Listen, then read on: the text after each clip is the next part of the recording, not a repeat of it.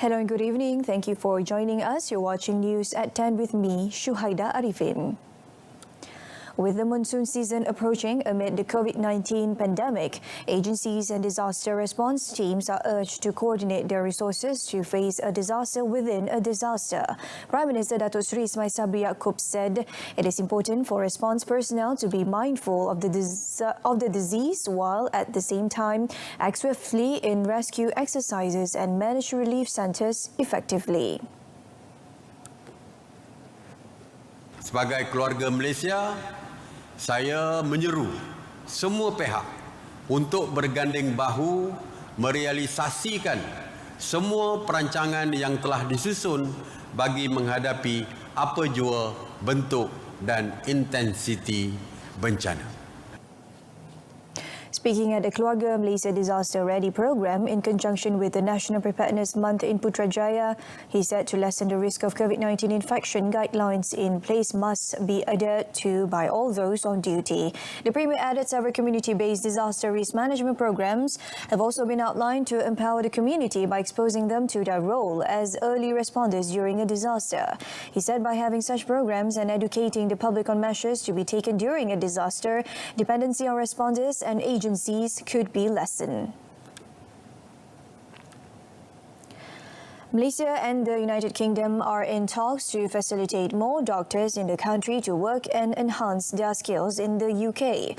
Health Minister Khairi Jamaluddin said a memorandum of understanding was signed with the UK regarding the medical sector, especially the intake of Malaysian practitioners into their health services. Ini terus akan membuka ruang kepada doktor-doktor daripada Malaysia, terutamanya mereka yang mungkin telah menamatkan latihan dan pengajian mereka di United Kingdom untuk terus berkhidmat di NHS di United Kingdom dan juga membuka peluang untuk kepakaran ataupun untuk mereka mendapat latihan kepakaran di United Kingdom. This was seen as an initiative that could benefit both countries. In addition, Malaysia and the UK were also negotiating collaborations in the vaccine development field and electronic medical records. This follows the launch of the Malaysian Genome and Vaccine Institute, which was upgraded from the Malaysian Genome Institute. In another separate development, Khairi reveals that 2 cases have been detected in the country which were infected by the COVID-19 Delta AY42 variant. According to him, the cases were still classified as variants under investigation VUI. Varian sub-variant Delta ini dikategorikan sebagai variant under investigation. Dia belum sampai tahap ditakrifkan sebagai variant of concern. Didapati bahawa ia merupakan satu variant di mana kebolehjangkitan, terutamanya kebolehjangkitan tanpa bergejala, adalah sedikit lebih tinggi daripada variant Delta asal. Tetapi dari segi severity ataupun dari segi tahap gejala itu tidak lebih teruk daripada varian Delta. The AY4 variant is among the 75 types of lineages originating from the Delta variant, with the AY42 being a sublineage also known more commonly as Delta Plus. The government will use the parameters or indicators in order to determine the country's readiness to enter the endemic phase of COVID-19. Deputy Health Minister Dato Dr. Nur Azmi Ghazali said they include the COVID-19 situation as well as the nation's capacity to respond to the pandemic. Explaining further, he said the result of RT-PCR tests obtained within 48 hours and the vaccination coverage are among the monitoring that could be carried out by the ministry.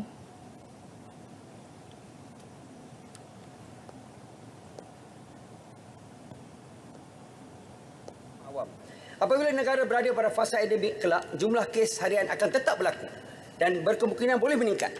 Oleh yang demikian, proses peralihan yang berlangsung ketika ini amat penting bagi persediaan bagi memastikan bilangan kes yang memerlukan kemasukan ke hospital dan kematian disebab COVID-19 terkawal.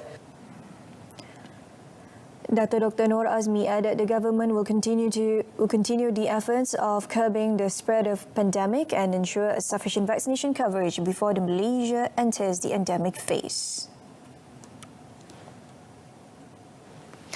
The number of deaths recorded in the third quarter of the year in Malaysia increased by 60.5% to 65,584 compared to 40,858 during the same period in 2020. According to Chief Statistician Datuk Seri Dr. Muhammad Uzir Mahidin, the demographic statistics for the third quarter of 2021 showed that Selangor recorded the highest number of deaths at 13,926 and Putrajaya the lowest at 90. In a statement, he explained that COVID-19 fatalities were the main contributor to the significant increase in the number of deaths in the third quarter of 2021. He noted that of the total deaths in the third quarter of this year, 21,165 were due to COVID-19, an increase from 15 in the same period in 2020. Selangor registered the highest number of deaths due to the pandemic with 7,788, while Putrajaya registered the lowest with only 9. Datuk Seri Dr. Muhammad Uzir said deaths due to COVID-19 also increased in the third quarter of this year in ASEAN countries such as Indonesia, Myanmar, the Philippines, Singapore and Vietnam. A similar trend was also observed in developed countries such as the United States, Japan and United Kingdom. Speeches and campaigning through physical means are banned throughout the duration of the Malacca state elections. The Election Committee EC Chairman Dato' Abdul Ghani Saleh further explained that house visits and face-to-face pamphlet distributions are also banned. Campaigning through television networks and local newspapers are encouraged, in addition to social media such as Facebook, Twitter, Instagram, YouTube and WhatsApp. Candidates are required to utilize technology throughout the campaign in line with the new norms following the COVID-19 pandemic. Dato' Abdul Ghani also said only candidates who have obtained a permit from police are allowed to patrol areas using vehicles equipped with megaphones according to the location and time stated on the permit. Furthermore, candidates are not allowed to stop at all throughout their rounds in the car. Only one committee room, namely the operations room, is allowed to operate per candidate for each area with a 50% capacity limit. Small-size operation rooms are not allowed to ensure proper physical distancing is maintained. Meanwhile, registered voters who are COVID-19 positive and undergoing quarantine at hospital or homes are not allowed to go out and vote on polling day this 20th November. In line with the issuing of the order, the EC will be tightening security on the polling day. All voters are required to adhere to the standard operating procedures (SOPs) set by undergoing body temperature screening at the entrances of voting centres. If an individual records a body temperature higher than 37.5 degrees Celsius, they will be separated and placed in a special tent where they will still be allowed to vote under supervision. Dato' Abdul Ghani emphasized that the SOP is vital towards curbing the spread of COVID-19 at voting centres. The EC chairman also revealed that a total of 112 candidates have been confirmed to compete in the Malacca state election, an increase compared to 85 candidates in the previous state election. Barisan Nasional, Perikatan Nasional and Pakatan Harapan each sent 28 candidates, while Parti Bumi Putra Perkasa Malaysia Putra sent 5 candidates. Parti Perikatan India Muslim Nasional Iman sent 1 candidate and the remaining 22 are independent candidates. Pertandingan mengikut penjuru adalah seperti berikut. Pertama, 3 penjuru sebanyak 11. Kedua, 4 penjuru sebanyak 9. Ketiga, 5 penjuru sebanyak 5. Dan yang terakhir, 6 penjuru sebanyak 3. Dari segi umur, calon tertua dan calon termuda yang bertanding adalah seperti berikut. Calon tertua di Zon N15 Pengkalan Batu 68 tahun daripada Barisan Nasional. Nombor 2, calon termuda N28 Sungai Rambai 21 tahun daripada PH.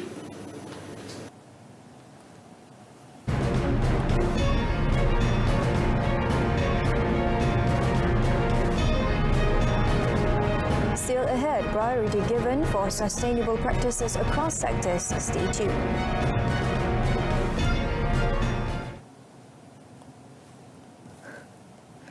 Malaysia will prioritise sustainable production and consumption practices across sectors by targeting economic activities that contribute much of Malaysia's carbon emissions. Finance Minister Tengku Datuk Seri Zafrul Tengku Abdul Aziz said that the government will develop policies to make the country more carbon efficient, particularly in the areas of electricity, transportation and cities. According to BP's research, Malaysia's carbon dioxide emissions were 250.3 million tonnes last year, up from 241.6 million tonnes the previous year, with energy, mobility and waste the primary sources of emissions. The minister said Malaysia is moving in the right direction as the country has mapped all budget initiatives to the Sustainable Development Goals SDGs, allowing Malaysia to better match the national landscape of financing programs with SDG-related projects. So based on this progress, we have continued to do so in Budget 2022. This budget will anchor and drive several initiatives that was also announced in our 12th Malaysia Plan, which was announced recently. The plan will build on what was achieved from the 11th Malaysia Plan, and this will focus on growth and inclusivity, right? He said this during a keynote interview on Malaysia's sustainability agenda today, which was held in conjunction with the 3-day Sustainable Finance Week virtual conference at Expo 2020 Dubai. The development and well-being of the rakyat in all states are of utmost priority in constructing Budget 2022. This includes Sabah and Sarawak, in which both states have been allocated funds 20% higher compared to other states. According to a statement by the Finance Ministry, the allocation for development in Sabah for the year 2022 is 5.16 billion ringgit, a 104 million ringgit increase compared to 2021. Meanwhile, Sarawak recorded a 158 million ringgit increase to 4.67 billion ringgit. The expenditures include 2 billion ringgit to continue the construction of the Pan-Borneo-Sabah Highway from Sindumin to Rampayan Laut, as well as the Pan-Borneo-Sarawak Highway from Semantan to Jalan Pujut Link. The federal government also prepared an allocation in the form of payment to the Sabah and Sarawak state governments totaling 1.13 billion ringgit and 1.24 billion ringgit respectively this year. Both states remain the biggest recipients with an allocation of over 30% compared to the rest of the state governments. The amount is also projected to increase next year. In addition, cash aid worth 1.31 billion ringgit has been distributed to benefit 864,000 residents of Sabah and 1.49 billion ringgit for 987,000 residents of Sarawak. A report on the preview of minimum wage will be completed by the end of this year. According to Deputy Human Resources Minister Dato' Awang Hashim, the study by the ministry through the National Wages Consultative Council is expected to be completed by the fourth quarter and will be presented by early next year. He said the study was in line with the wage review that is carried out once every 2 years, adding that any changes pertaining to the matter will be brought to the Parliament. The study took into consideration matters such as the nation's gross domestic product, stability of the economy, as well as the cost and standard of living.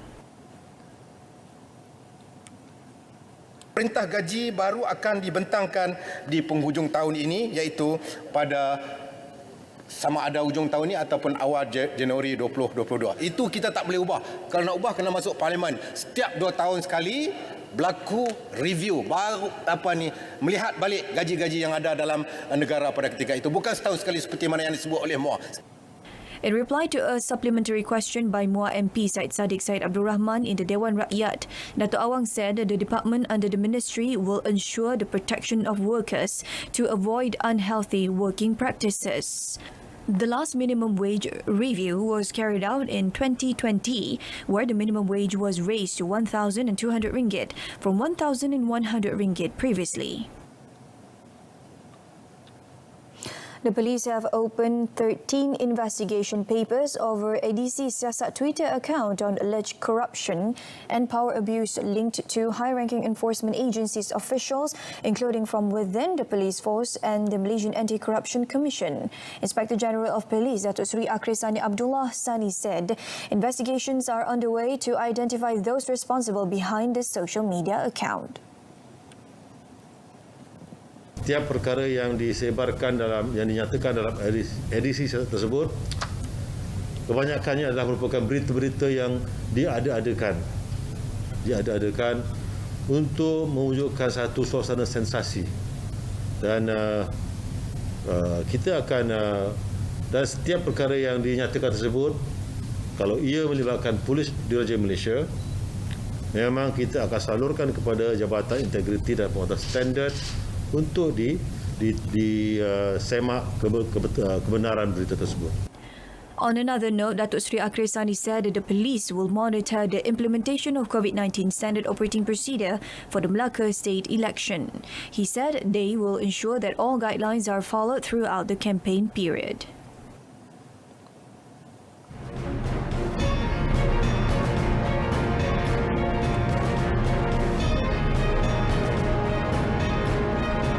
Malaysia Singapore to allow quarantine-free travel, that and more in our foreign segment.